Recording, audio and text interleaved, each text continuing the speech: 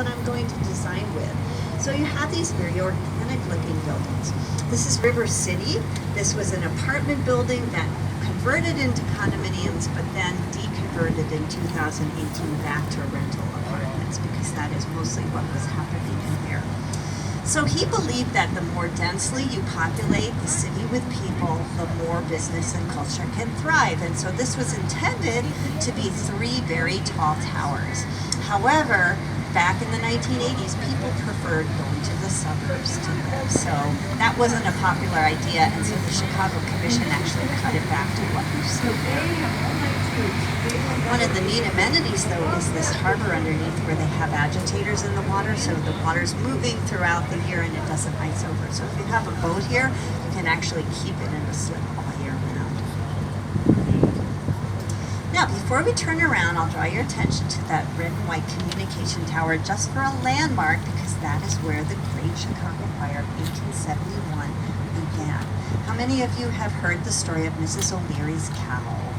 Legendary story where a cow knocked over the lantern and started this horrific fire.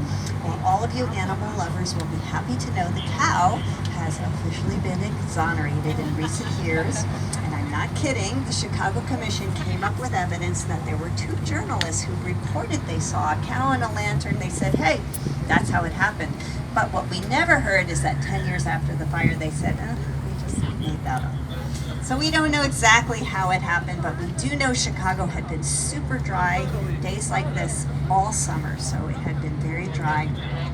And what was not wood was cast iron, and all of that burned very quickly, so the fire jumped the South Branch, the North Branch, burned all the way up to Fullerton Avenue, approximately 4.5 square miles of property, and left Chicago devastated until we rebuilt.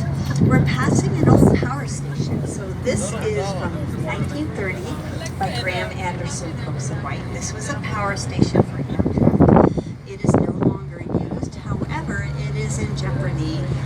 Preservationists want to keep this, and there are a lot of old power stations in the country that have been converted to really cool space.